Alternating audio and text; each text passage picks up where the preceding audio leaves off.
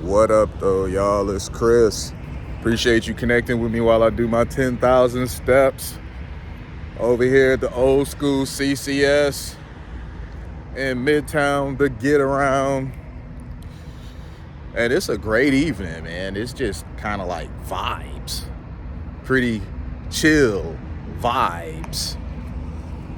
Shout out to you guys, my subs. Thanks for joining me on the ride to 5,000. And let's get into this one, man. You guys know, you've heard me say plenty of times before, I don't really mess with the red pill stuff.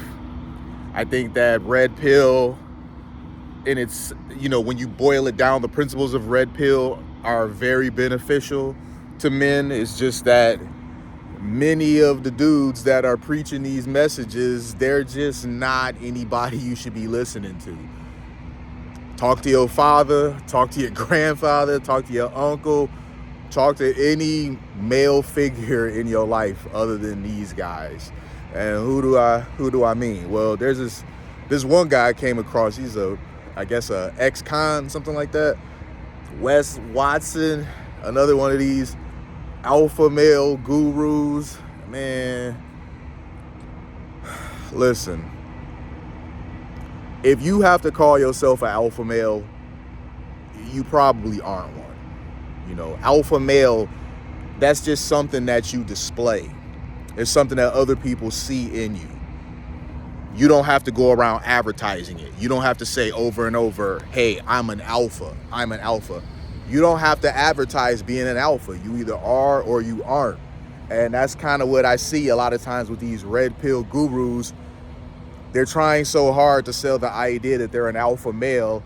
And it's oftentimes to young men that I'm not going to say are betas, but perhaps they haven't grown into themselves. And so they hear, all their roaring and ranting. And if they don't really have any solid male figures to follow and kind of like see what an example of what a man is supposed to be is, they'll easily fall under the sway of this stuff thinking that that's it. This guy, man, my goodness, this guy is a grifter. But there's one thing I will give this dude. He is entertaining. Unlike some of these other ones, this guy's at least entertaining. He goes balls deep with his whole,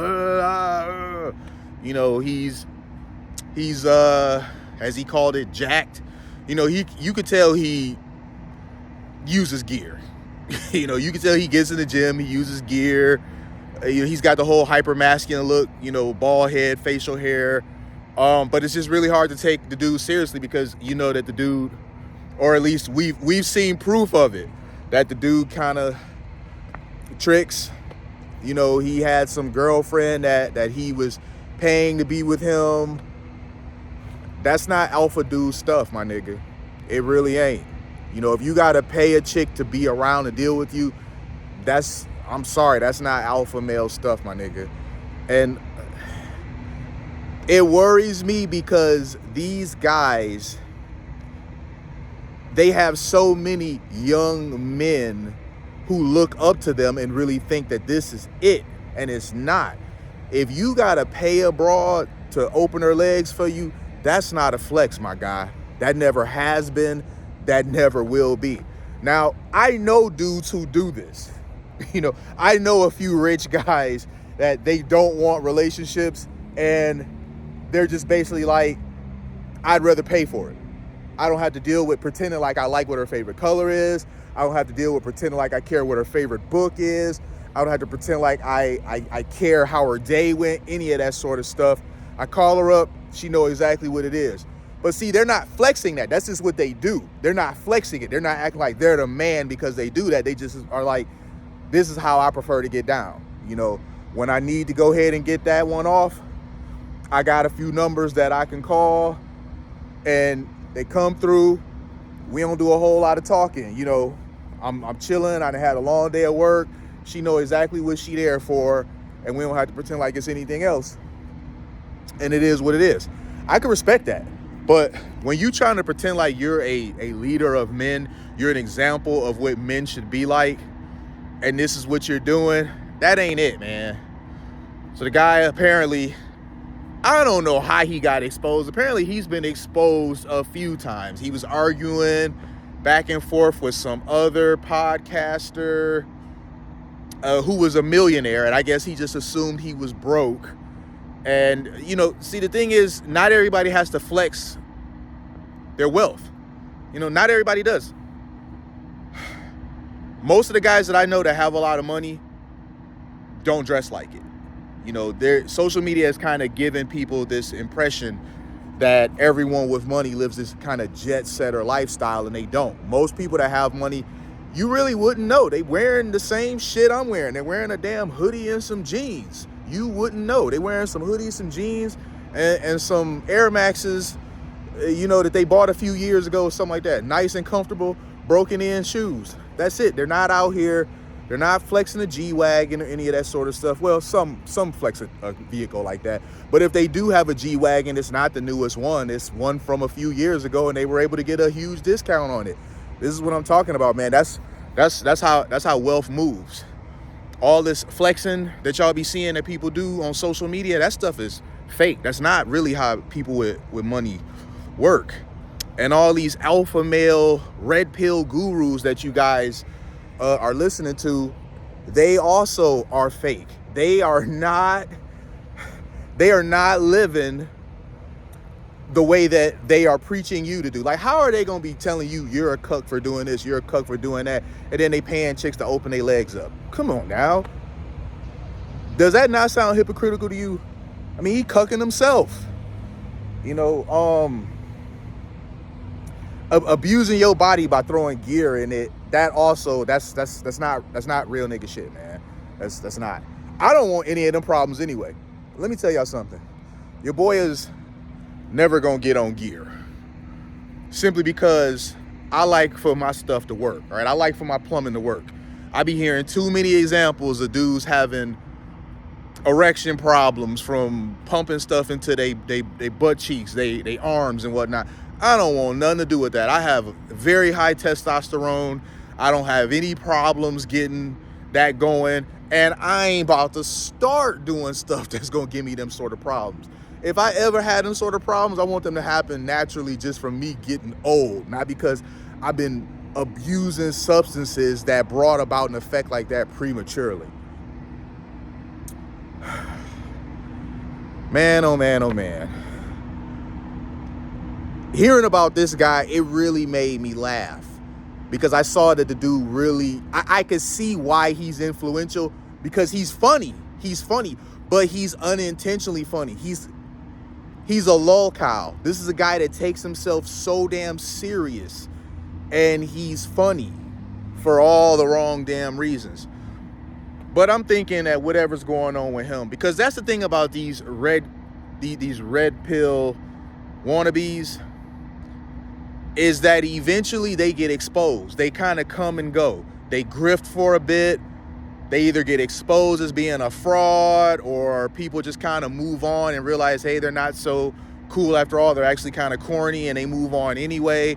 And once they can't, you know, continue to grift as effectively as they used to, they usually get upset and just quit altogether.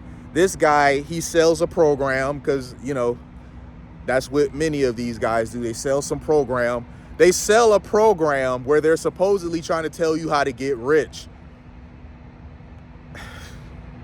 I can't tell you how many things are wrong with that. Buying a program, you're going to give a person thousands of dollars to try to tell you how to get rich. Let me save you thousands of dollars. If you want to get rich, the first thing that you don't do is give some YouTube grifter thousands of dollars. You might want to park that money somewhere else. So that's number one. You're going to have to save up some cash. You're going to have to put it into some sort of vehicle. You know, real estate is a good one, but many of y'all, you're too far off financially to be able to do real estate. You need to park it into other things. Maybe a high yield savings account, or get into some mutual funds. Just something that you can put money in and it appreciates over time. You keep adding to it. Don't touch it, and let it get some compound interest going. Index funds, also. Index funds especially. Oh my God. Index funds. Forget mutual funds. Hit them index funds up. There's a reason I'm telling y'all about index funds. I ain't gonna tell you why, but there's a reason I'm telling you about index funds. Do some research in index funds. You're welcome. That's my make money tip of the day. You know, and I gave it to you for free, where these guys, they're gonna tell you information not nearly as helpful as what I just told you, and they're gonna charge you for it. So guys, stop listening to these wannabe alpha males like this dude, Wes Watson. They're not living the way that you think they are. Oftentimes, the stuff that they're showing you is a facade. The house that they're living in, it's a rental. And they're not paying the rental fee alone. They're usually living with several friends. You don't see them in the video because they want to give you the illusion that they're living in some big ass house by themselves because they just got it like that. No, they're usually living in this house with like 5, 6, 7 other motherfuckers. So they're splitting the rent to make it more affordable. They've got some car outside, sometimes I guess a supercar that also is a rental. So they're doing the whole fake it till you make it thing, except the problem is that when they're making money, they don't invest it in anything solid. They keep spending the money to try to keep up this fake image. That's why they all go belly up the same exact way. They all go belly up the same way. When they're making the money, they're spending it left and right, trying to keep up this false image of success instead of actually putting it into things that are going to mature, you know, taking that money and letting that money make them money. They keep up a fake, you know, facade. And then when they can't make the money anymore, they crash out. Speaking of crashing out, dudes, the one guy, his program, to my understanding right now, he's got it on a deep discount. I guess some holiday discount. He's got some deep discount. So he down bad. The fact that he didn't discounted it the way that he has, he down bad. That means he's not selling it no more.